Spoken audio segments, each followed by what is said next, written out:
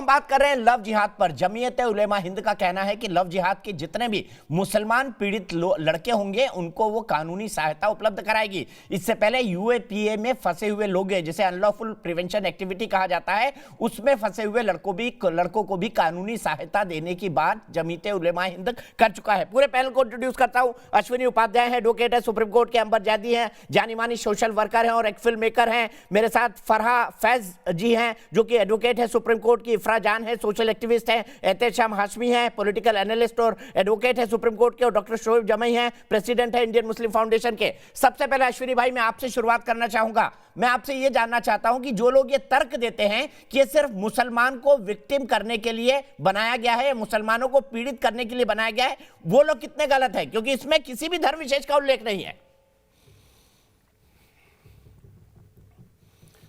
आता हूं इफ्रा, मैं आपके पास। वही लोग दे रहे हैं दीपक जी जो लोग कहते हैं, हाँ ये तर्क वही लोग दे रहे हैं जो कहते हैं हमको तो जी आर्टिकल 25 में अपनी आज़ादी मिली है किसी भी तरीके से कुरीति का पालन करने के लिए। मतलब ये लोग वो लोग हैं जो ट्रिपल तलाक को भी कहते हैं संविधान संरक्षण देता है हमें, हलाला को भी कहते हैं हमें संविधान संरक्षण देता है, बहुविवाह को भी कहते हैं हमें संविधान संरक्षण देता है, छोटे छोटे बच्चे का खतना कर देते हैं कहते हैं इसका भी हमें संविधान संरक्षण देता है, जबकि खतना करना क्रुएल्टी है। इसी तरीके से मुता कहेंगे, मुता भी ठीक है, मिस्यार भी ठीक है, चाची मामी से निकाह भी ठीक है। तो ये सारा का सारा सब कुछ कहते हैं हमको आर्टिकल 25 दे रहा है, जबकि आर्टिकल 25 की शुरुआत होती है subject to public order, health and morality. यानी कोई अगर आपकी रीति पब्लिक ऑर्डर के खिलाफ है, हेल्थ के खिलाफ है, इमोरल है, तो वो रीति नहीं बल्कि कुरीति है। लेकिन ये लोग कुरीतियों को भी ढोते रहते हैं। एक मैं उदाहरण देना चाहूंगा जो देश को जानना बहुत जरूरी है। दिल्ली में एक बहाई टेम्पल है। इस बहाई जो मंदिर है नेहरू प्लेस के पास, एक बहाउल्ला खां थे ईरान में। वो बेचारे रिफॉर्मिस्ट थे। वो कहते थे महिला पुरुष बराबर है, सब लोग समान है। वो कहते थे कि जैसे अल्लाह वैसे भगवान है। उनका खुलेआम गला रेत दिया गया।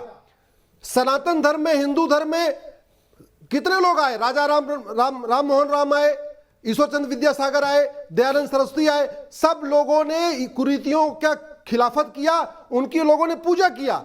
इनके यहां बहाउल्ला खां ने एक बार कह दिया कि दुनिया में सब लोग बराबर हैं, भगवान अल्लाह बराबर है, महिला पुरुष बराबर है। भरी सभा में उनका गला रेता गया था। मैं आपके दर्शकों से कहूंगा एक बार बहाउल्ला खां के पढ़िए। तो ये लोग जो हैं, ये कट्टरपंथी संगठन जो हैं, ये वास्तव में चाहते नहीं है कि दुनिया में अमन चैन आए। और शायद यही कारण है कि दुनिया के 58 देश जहां बहन बेटियां, पहले बहन बेटियों को बराबरी का दर्जा मिला था, बहन बेटियां स्वतंत्र थी, आज वो बुरके में कैद हो चुकी है। जहां बहन बेटियां खुलेआम चलती थी, पढ़ती थी, आज वो बुरके में कैद हो चुकी है। शरिया के नाम पर मुसलमान कट्टरपंथ के साथ क्यों खड़ा हो जाता है, बताइए। देखिए को याद दिला दूं दीपक चौरसिया जी, जिन्होंने गौरी लंकेश को मारा जो एक हिंदू रिफॉर्मिस्ट थी, या जिन्होंने नरेंद्र, कोई हिंदू रिफॉर्मिस्ट नहीं थी गौरी लंकेश। माफ कीजिएगा, राजा राम मोहन राय की तुलना आप गौरी लंकेश से कर रही है। कैसी बात कर रही है इफ्रा जान? नरेंद्र मतलब कद्दू और अंगूर की तुलना हो सकती है क्या? कद्दू और अंगूर की तुलना हो सकती है? बहाउल्ला खां को क्यों मारा? खुलेआम करते और मेरे पूरे का नाम टॉमी है, शोएब जमई कह चुके हैं। जी बोलिए, आप सभी लोग बोलिए। आप लोग तो किसी मुसलमान महिला को बोलने देंगे नहीं, क्योंकि आप लोगों ने ठेका ले रखा है। देखिए कार्ड आ गया, तुरंत कार्ड आ गया, अकबर जैदी बोलेंगे और फरहा फैज बोलेंगे। फरहा बोलिए, क्या वो मुसलमान है इसलिए मैं बोलने नहीं दे रहा हूं, और अगर नहीं बोलेंगे तो मैं चैनल क्यों बनाता? फरहा फैज बोलेंगे और किसी की आवाज नहीं। फरहा जी बोलिए। की लड़ाई चल रही थी, जब 3 तलाक की लड़ाई चल रही थी दीपक, तब इफ्रा जान कहाँ थी? तब ये मुसलमान औरत नहीं थी क्या? तब ये मुसलमानों की वेलविशर नहीं थी क्या? क्या इन्हें दिखाई नहीं दे रहा था कि मुसलमान लड़कियां कितनी परेशान हैं? ऑलरेडी हमारे आईपीसी में चीटिंग के खिलाफ, जो चीटिंग से शादी होती है उसके खिलाफ एक कानून है। तो अरे आप सवाल का जवाब नहीं दे रही है। जब 3 तलाक के खिलाफ लड़ाई चल रही थी तो इफ्रा कहाँ पर थी, बताइए ना। जब 3 तलाक के खिलाफ लड़ाई चल रही थी तब इफ्रा कहाँ पर थी? के खिलाफ लड़ाई चल रही थी तब मैं कॉलेज में थी।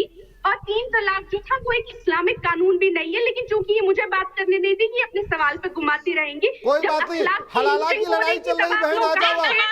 अभी हलाला की लड़ाई चल रही है, बहुआ की लड़ाई चल रही है। आप आओ सुप्रीम कोर्ट में, मैं आपकी मदद करूंगा। आप आओ सुप्रीम कोर्ट में, आपकी मदद करूंगा। खान पे एक डॉक्टर पे NSA लगाया जाता है, तब आप कहाँ थे? जब पुलवामा हुआ कि आप लोग भी तब तालियां बजा रहे थे। अब ये तो तालियां बजाते हैं पुलवामा जैसे अटैक पे। इन लोगों से क्या सवाल जवाब? कहाँ पुलवामा पे आ गए आप? अब कहाँ पुलवामा पे आ गए? अब पुलवामा का लव जिहाद से क्या लेना देना ये बता दीजिए। इफ्रा, पुलवामा का लव जिहाद से क्या लेना देना ये बता दीजिए। 1 मिनट के लिए रुके, हिमांशु सिंह के पास चलूंगा क्योंकि मुझे यूएस का सोर्स भी थ्रू करना है। हिमांशु सिंह क्या कहेंगे लव जिहाद की इस बहस पर? सर आदरणीय प्रधानमंत्री जी का जो पटना में सर हुआ था, वहां पे बम विस्फोट हुआ था, उसमें केरल की आयशा बानो का नाम आया था, जिनकी धर्मांतरण होकर फंडिंग की गई थी ना, और वो सारे लोग छूट गए, लेकिन वो आज जेल में है। तो ये धर्मांतरण और लव जिहाद का ही मामला था सर। बिल्कुल सही, आपने सही उदाहरण दिया। हिमांशु, आप ही की बात अंबर जैदी के पास ले जाना चाहता हूं। अंबर जैदी, कोई कंपैरिजन है क्या? अगर वाकई मुसलमानों के राइट्स की बात इफ्रा अगर करती हैं, तो इनको हलाला के खिलाफ मुसलमान महिलाओं के समर्थन में सुप्रीम कोर्ट जाना चाहिए या नहीं जाना चाहिए? और फिर शोएब जमाई। देखिए दीपक जी, अभी जो भाई साहब बिल्कुल जो अभी भाई साहब बात कर रहे थे, उसी के साथ मैं एक बात करना चाहती हूँ। केरला की एक लड़की जिसको लव जिहाद के तहत उसका धर्म परिवर्तन कराया गया, आज वो अफगानिस्तान में जेल में, उसको ISIS में सेक्स स्लेवरी के लिए भेजा गया था। उन महिलाओं की बात कोई नहीं करेगा, बेचारे बनने के लिए सब आ जाते हैं। तथ्यों पे बात कर लीजिए, इस सेम पैटर्न पे काम हो रहा है। कोर्ट ने भी NIA की रिपोर्ट में साबित हुआ था कि सेम पैटर्न पर सेम मेंटोर के द्वारा लोगों को टारगेट करके धर्म परिवर्तन किया जा रहा है। तो आप इस को एक्नॉलेज कीजिए और बात कीजिए ना। अगर आप मुसलमानों के सुधार की बात करते हैं, महिलाओं की बात आप करते नहीं है। ट्रिपल तलाक हलाला की बात कीजिए, आप बहुविवाह की बात कीजिए, तो आप पुलवामा पे आ जाएंगे। पुलवामा और महिलाओं की आप ही बात करती है ना संविधान की, तो वही संविधान अगर आपको इजाजत देता है कि सबको समान अधिकार है, अपना धर्म परिवर्तन, अपना धर्म फॉलो कर सकते हैं, तो क्या मुस्लिम महिलाओं किसी भी उनका अधिकार संविधान के तहत उनका संविधान उनका जिम्मेदार नहीं है? हिंदुस्तान की नागरिक मुस्लिम महिलाएं नहीं है जो बहुविवाह हलाला और ट्रिपल तलाक जैसे कुरीतियों को झेलती आई हैं? उनकी आवाज कोई नहीं रखता यहाँ पर। आप उनकी बात करेंगे तो उनको सीधे सीधे कोई ना कोई एजेंट बना देता है या आप उनके ऊपर आरोप लगा देते। आप महिलाओं की बात कर जब होती है ना, तो आप सीधे इधर उधर के चक्कर काट के आप कहीं और पहुंचा देते हैं, जो कि आपका फुल टाइम जॉब है। आप हमेशा विक्टिम कार्ड खेलते देते हैं या फिर आपके पास तथ्य नहीं होते तो आप इधर से उधर घुमा देते हैं। आप सीधे सवाल का सीधे जवाब दीजिए। जो बहस हो रही है उस मुद्दे पे बात कीजिए। नहीं होती अब आएगा ना, पहले तो डाटा नहीं था, अब डाटा आएगा इसके बाद। इन कानूनों के बाद उस पर भी डाटा आ जाएगा। आप लोग लकीर के फकीर बन के पूछ पकड़े रहते हैं हाथी की बात। कोई चीज नहीं होती। मैं सीधे शोएब जमाई के पास जाऊंगा। शोएब जमाई जी, मेरा सवाल ध्यान से सुनिएगा। अभी अश्विनी उपाध्याय ने बात की राजा राम मोहन राय की, ईश्वर चंद्र विद्यासागर की, सती प्रथा खत्म की, बहु विवाह खत्म किए, ऐसे कई सोशल रिफॉर्म हुए। थॉट्स ऑन पाकिस्तान में बाबा साहब अम्बेडकर ने लिखा है कि हिंदू समाज में भी कुरीतियां हैं, लेकिन उनका समाज लगातार उन कुरीतियों को खत्म करता है। लेकिन मुसलमान स्वराज अपनी कुरीतियों के लिए आंखें बंद करके बैठा रहता है। क्या ये बात हकीकत नहीं है? इसीलिए आप जैसे लोग अभी भी अपनी मूछें काट के लंबी दाढ़ी रखते हैं, ताकि मुसलमानों में अपनी पहचान बताकर प्रेसिडेंट इंडियन मुस्लिम फाउंडेशन बन सके।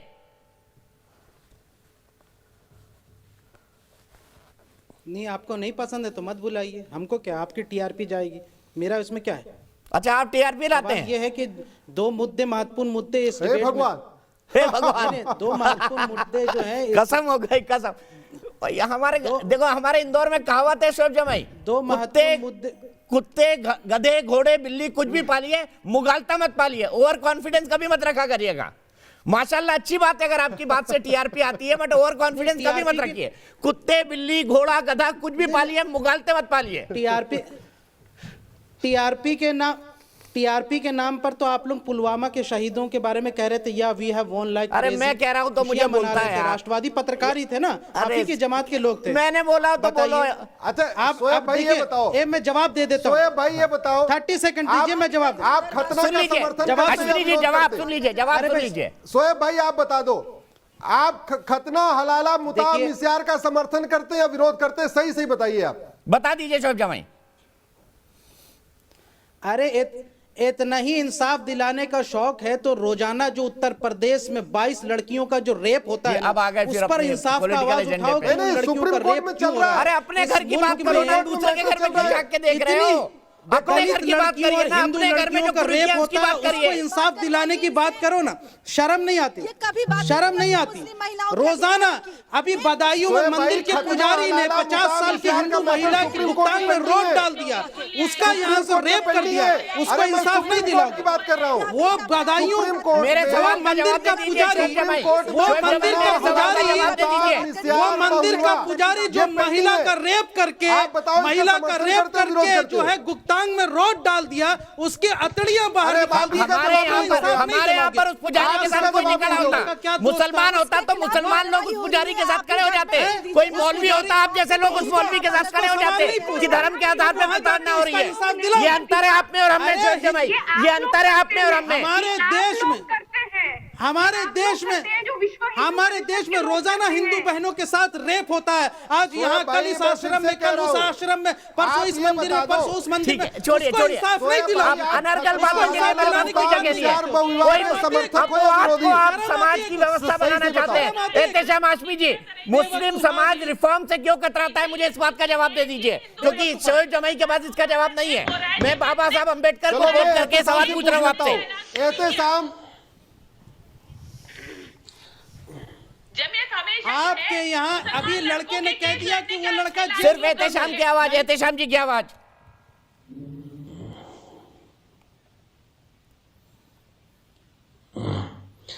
देखिए, अश्विनी उपाध्याय जी को इतना ज्यादा डिबेट करने का शौक है खतना पे, हलाला पे। मुझे तो किसी ने खबर दी थी कि इनका खुद खतना हुआ है। अब ये बात ये सबसे छुपाते हैं, इसका मैं क्या करूं? और जहां तक सर मुस्लिम रिफॉर्म्स की बात है, पूरे देश रिफॉर्म की, पूरे देश को रिफॉर्म की जरूरत है और मुस्लिम कम्युनिटी भी उसका पार्ट बनने के लिए तैयार है। आपको पता होना चाहिए, उसका पार्ट बनने के लिए खतना तैयार हलाला है। मुताब मिस्यार पर विवाद सुप्रीम कोर्ट में पेंडिंग है मुस्लिम और 5 जजों की बेंच को रेफर हो चुका है। इसलिए अगर आप सुप्रीम कोर्ट में प्रैक्टिस करते हो तो आपको पता होना चाहिए ये मामला सुप्रीम कोर्ट में पेंडिंग है। आप ये बताओ, आप खतना हलाला मुताब मिस्यार पर विवाद के समर्थन में हो या इसके विरोध में हो? ये मामला सुप्रीम कोर्ट में पेंडिंग है, आप बताओ। हिंदुस्तान को खूबसूरत बनाने का सपना देख रहा है और हिंदुस्तान को एक अच्छा राष्ट्र बनाने का सपना देख रहा है। तो ये बता दो, उपाध्याय जैसे अरे ये मामला सुप्रीम कोर्ट में पेंडिंग है, इसलिए तो कह रहा हूँ। वो मुसलमानों को मुताद सुप्रीम कोर्ट में पेंडिंग है, मिस्यार सुप्रीम कोर्ट में पेंडिंग है, खतना सुप्रीम कोर्ट में पेंडिंग है, हलाला सुप्रीम कोर्ट में पेंडिंग है, बहुविवाह सुप्रीम कोर्ट में पेंडिंग है। इन 5 मामलों पे आप इसके समर्थक हो या विरोधी हो? सीधी सी बात पूछो। नहीं चल पाएगी। अश्विनी उपाध्याय जैसे घटिया लोगों की वकालत मुसलमानों को अरे ये सुप्रीम कोर्ट में 5 जजों की बेंच को रेफर हो चुका है। देशवासियों को ये 5 मामले सुप्रीम कोर्ट के संविधान पीठ को रेफर हुआ है। मैं फरहाजी से सवाल पूछता हूँ। फरहाजी मेरे इस सवाल का जवाब, अश्विनी भाई 1 मिनट रुक जाइए, मेरे इस सवाल का जवाब दीजिए कि मुस्लिम समाज रिफॉर्म से इतना क्यों कतराता है, और यही सवाल अंबर जाति से पूछूंगा फिर। दरअसल दीपक, मुस्लिम समाज रिफॉर्म से नहीं कतराता, ये कट्टरपंथी संस्थाएं जो है वो रिफॉर्म से कतराती हैं, जबकि इस्लाम ने हमेशा रिफॉर्म को बढ़ावा दिया है। इसीलिए जो आसमानी किताबें हैं वो एक के बाद एक 4 जो नाजिल की गई हैं, ताकि जो है रिफॉर्म में कोई दिक्कत ना आए, लेकिन बार बार इसमें इसको तोड़ मरोड़ दिया जाता है। और अब ये जो ठेका ले रखा है वो जमीयत ने और ये जो कट्टरपंथी संस्थाएं हैं और India Muslim personal law board वगैरह, इन लोगों ने ले रखा है कि ये मुसलमान को सुधरने नहीं देंगे। और इसका बिल्कुल ताजा एग्जाम्पल जो है शोएब जमाई आपके सामने बैठे हैं कि किस तरह से वो गलत लैंग्वेज इस्तेमाल करते हैं। ये चरित्र है जो किताबों, जो कुरान को इमेजिनरी बता रही है, इन लोगों को कुरान को इमेजिनरी बता रही है और कहती है कि ठीक है, मैं यही सब पर रोकूंगा, मुझे सीधे अमेरिका जाना है। लव जिहाद में शामिल लोगों की मदद करना भी अपराध माना जाए, 98% लोग कहते हैं हाँ। फिलहाल एक ब्रेक, लेकिन ब्रेक के बाद में, ब्रेक में जाने से पहले आपको सीधे लिए चलता हूं अमेरिका, जहां पर यूएस प्रेसिडेंट का शपथ विधि समारोह शुरू हो चुका है।